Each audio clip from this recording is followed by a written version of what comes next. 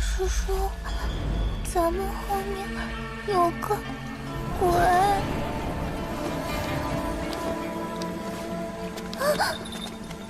小平安，我们又见面了。啊！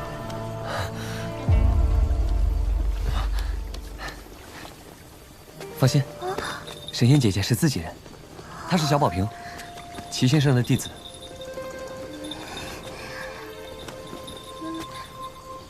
姐姐，你生的真好看。是的，比你好看多了。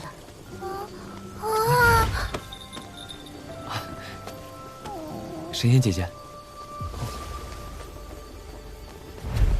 你说自己还不能现世，万一你被各方圣人察觉怎么办？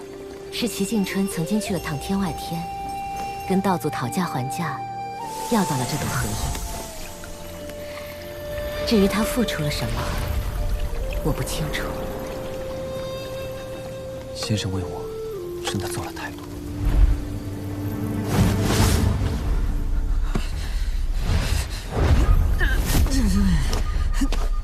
老头子，你怎么会在这儿？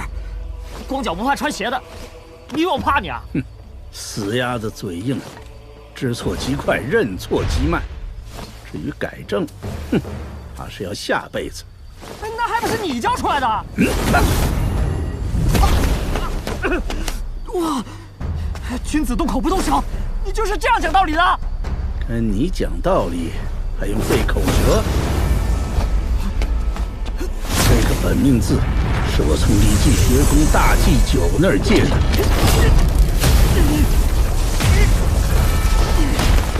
你还好意思说这些？你最寄予希望的齐景春死了，马占那个丑货判了，还要信佛的干脆消失了。而我崔产沦落到这步田地，还不是拜你所赐？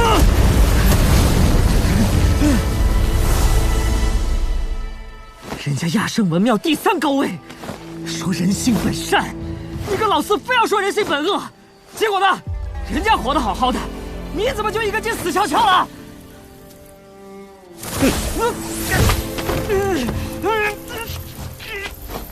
骂完了，是不是该我了？3、4之争，我愿赌服输，自求功德林。直到你们师兄弟手足相残，小七又力扛天道，我为了破开誓言，放弃那一副身躯皮囊，只以神魂游走天地间，可最终还是来晚了。要不是为了齐静春，你怎么舍得放弃你的诸多神通？我问你，齐静春下棋是谁教的？老子！我教过你，与人讲道理，哪怕是吵架，甚至是大道辩论，都要心平气和。是我教的。齐静春他下棋没悟性，输几次就不下。那你的棋又是谁教的？哼，老子！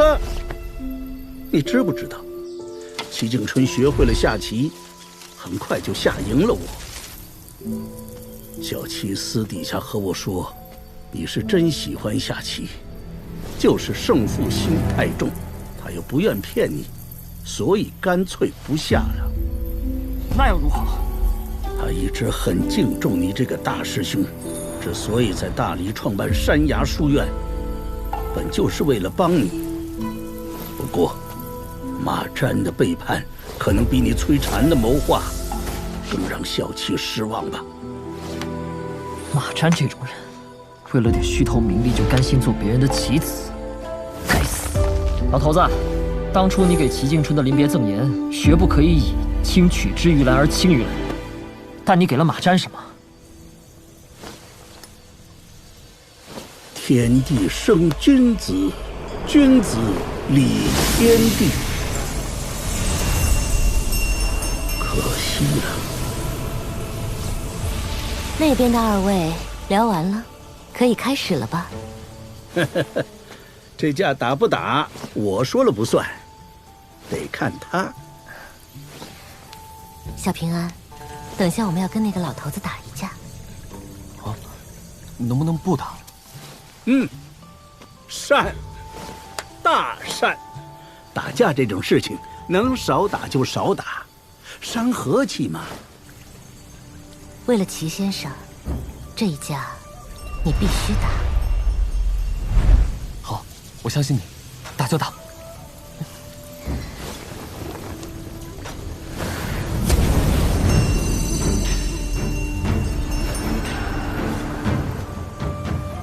这脾气还真和小琪有几分像，不打不相识也好。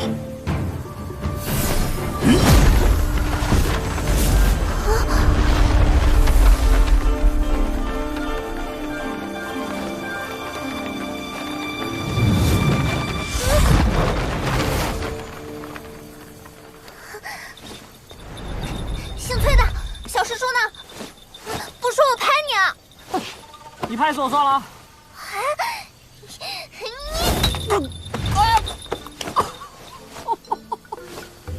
这日子没法过了，怎么谁都敢欺负老子？谁叫你不告诉我小师叔在哪？小师叔，你是不是掉进这幅画里去了？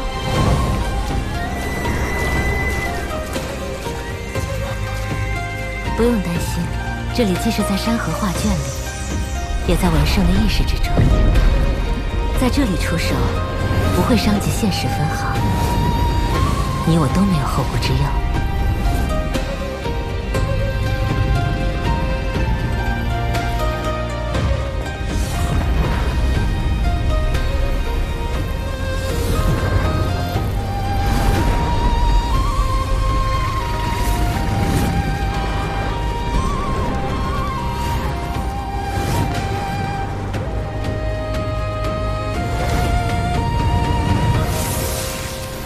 平安，知道我们为什么要打这一架吗？齐敬春赠你那枚玉簪，是代师收徒，让你做我的关门弟子。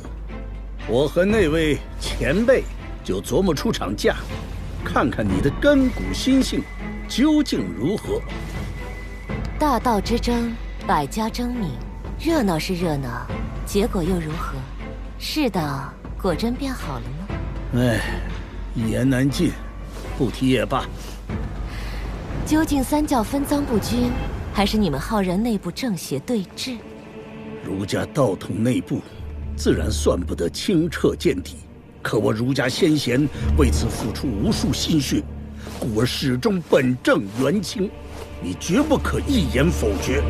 老家伙，别得了便宜还卖乖，这么拖着毫无意义。老，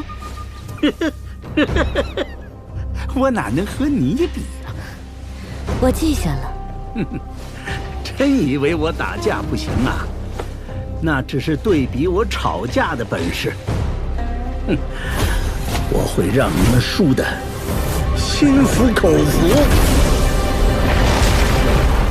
你们练剑之人总喜欢仗剑开山，说些什么搬山倒海的怪话。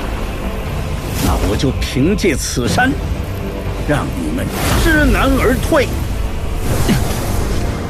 小平安，我观想入画的这座碎山，乃中土神州五岳之最，虽不是现实，却近乎与现实无异。想劈开这座碎山，比登天还难。要是没把握，大可知难而退，不丢人的。搬出这座山来御敌，未免有些胜之不武了。要认输的话，我听着呢。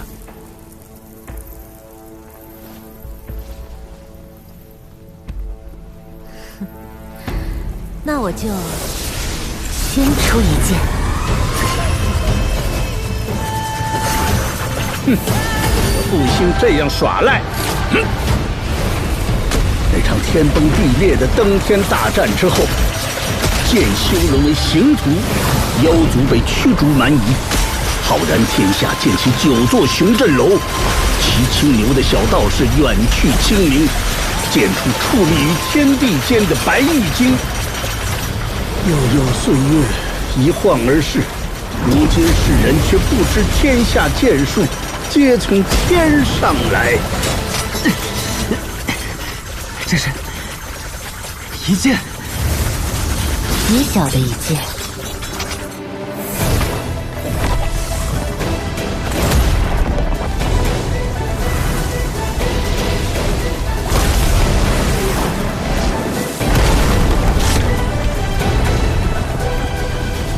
好吧，我就是想让你别光顾着练拳活命，那也太没出息了。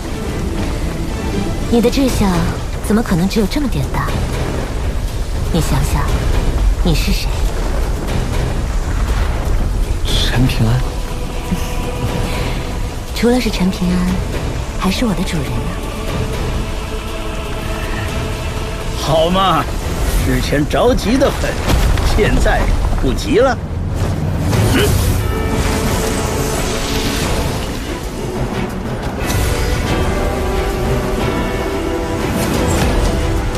他是碎山的山神。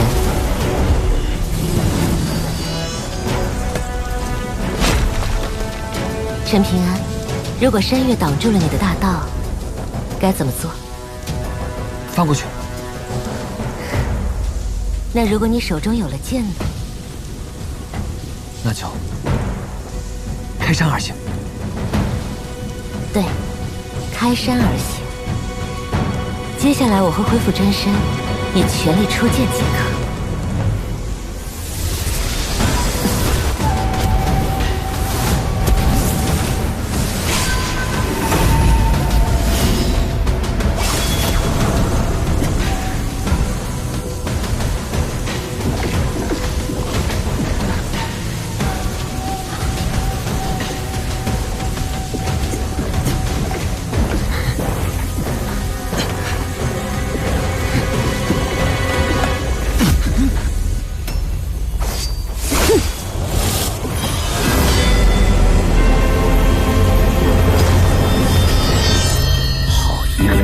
见嘶鸣如秋蝉高枝，对天地放声，真是厉害！悠悠万年，沧海桑田，这么多年过去了，还能够拥有如此分量的精气神，不愧是万剑之主，真是稳呐！有意思，我倒要看看你这10境修为，再加上这一剑，会劈出什么水准。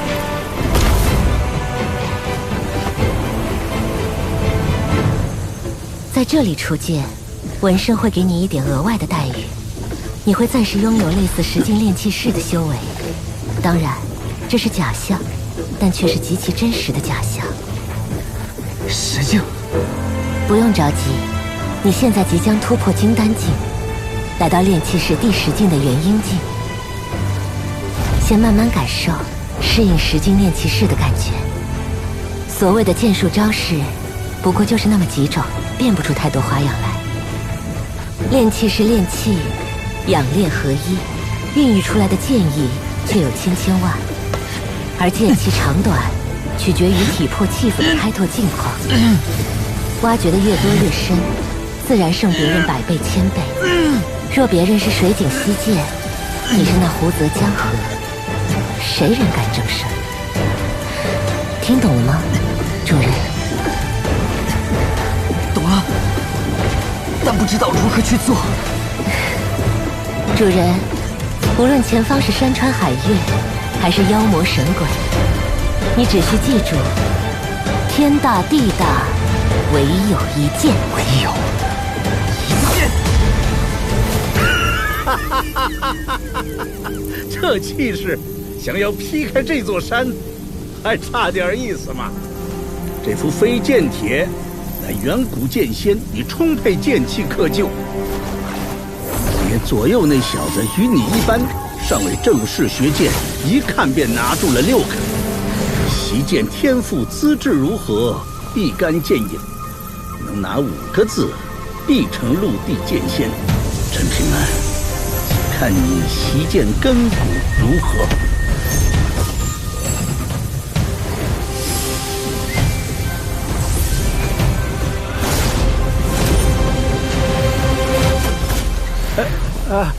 对不住啊，这些字这么不给面子，弄巧成拙了。无妨，那几个字看不上我，我不喜欢，而且我也不想要他们。真的，练拳的时候一直有种感觉，就是练到最后出拳会很快，甚至觉得是最快。所以相信我，接下来这一剑会很快，一定会很快。这口气真像小七当年。都说10年磨一剑，陈平安，你手里那把剑得有。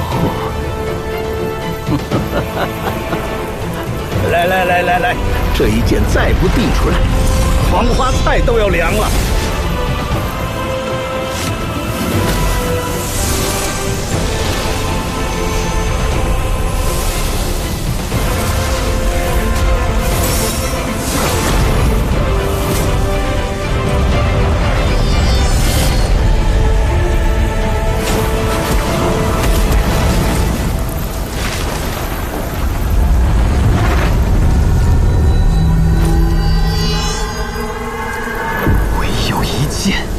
随我同行。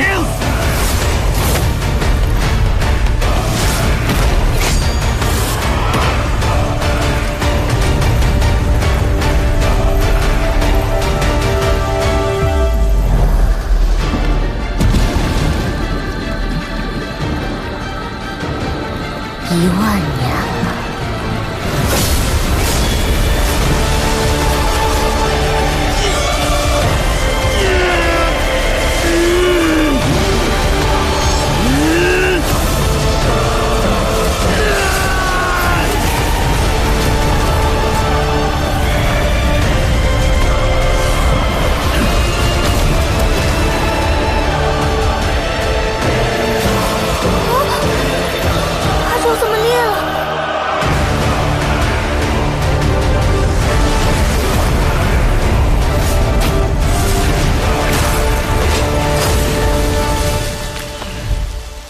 何人敢仗剑挑衅我碎山？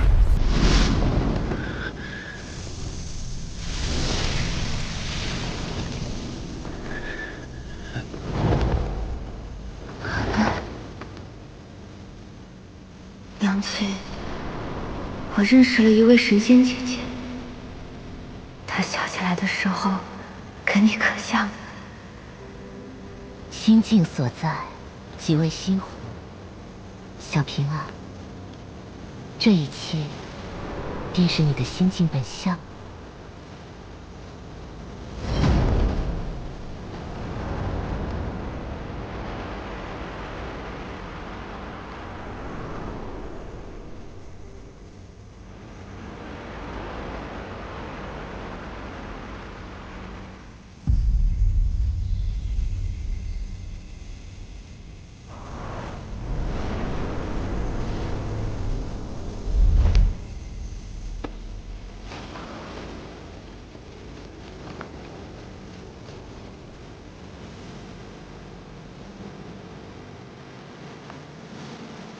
原来你也独自一人，照看着历代星辰。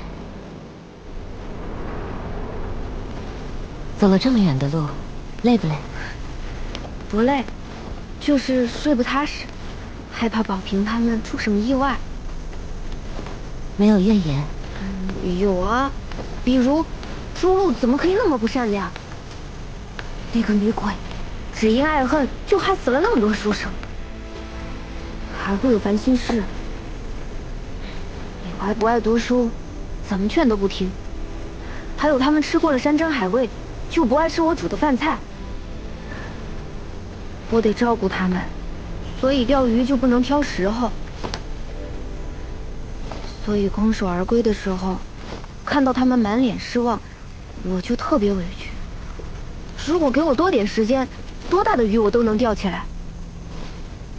林守一生气那次，其实我很心虚的。虽说是为了他修行，其实我也有私心。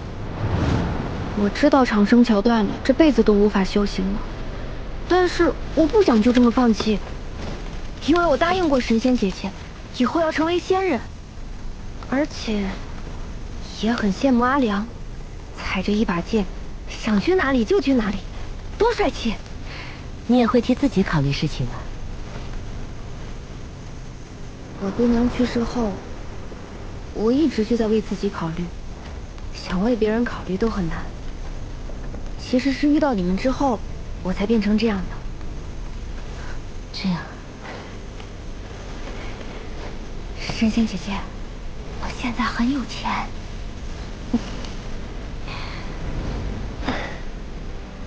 神仙姐姐，你这样我会不好意思啊。知道了。以后当着某位姑娘的面，我肯定不会这么放肆。想必那位姑娘在你心中一定很重要。你不生气？哎呀呀，我家小平安真是可爱死了。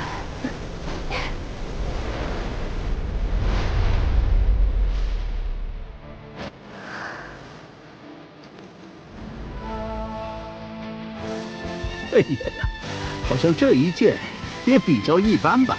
老秀才，6000年来第一次有人胆敢仗剑挑衅我碎山。我这就是假象，雷声大雨点小，对你那边又不会有什么影响。你他娘的装什么蒜？那一剑直接破开护山大阵，砍到老子的碎山去了。现在整个中土神州都在议论，以为牛鼻子道老二那边又在暗示什么。这么猛啊！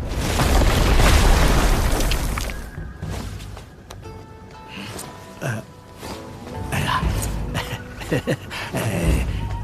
看在小琪的面子上，你高抬贵手一回。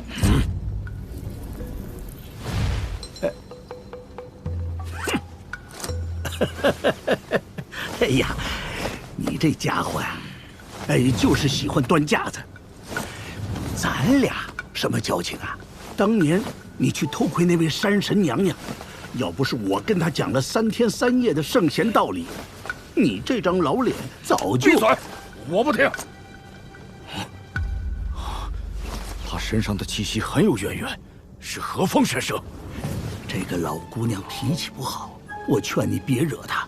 不过你瞧，那个少年是小七帮我收的关门弟子，不错吧？不是齐静春疯了，就是你瞎了。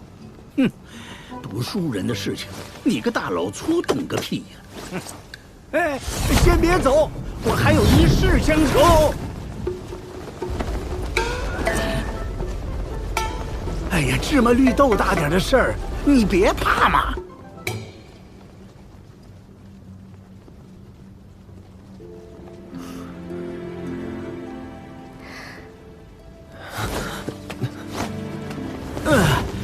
非礼勿视啊！放心，我什么都没看到，什么都没听到。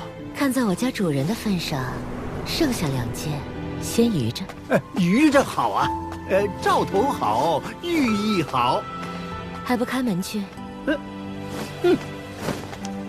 还会笑了。当初那些被你砍得半死的大佬，要是亲眼瞧见，不把眼珠子瞪出来。神仙姐姐，我那一剑是不是很差劲？那座大山好像动也没动，是不是我练剑天赋很一般，拖后腿了？原本在这画卷中，再大的动静也牵扯不到外头，而你这一剑有些不同寻常，破开了画卷，劈上了真碎山。那你会不会因此受影响？这些烂摊子，老秀才会去收拾。不过，因为你那一剑，这只荷叶支撑不了太久，我得走了。接下来我会专心磨砺剑条，争取在甲子之内，将其打磨得七七八八。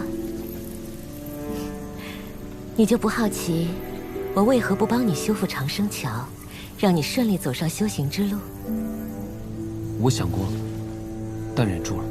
我一直很信曾经烧瓷的姚师傅，相信他说过的一句话：是你的就好好抓住，不是你的就不要多想。小平安，修行本就是背逆天道，所谓的正道，就是要让那天道在自己的大道前低头。所以你要好好淬炼体魄，要不然以后连剑都提不起来，就太丢人了。神仙姐姐，你放心，答应过你的事情，我一定会做到。能够遇见你，我就已经很开心了。小平安，一定要等我60年了，到时候可别变成一个白发老头，小心我不认你这个仇人。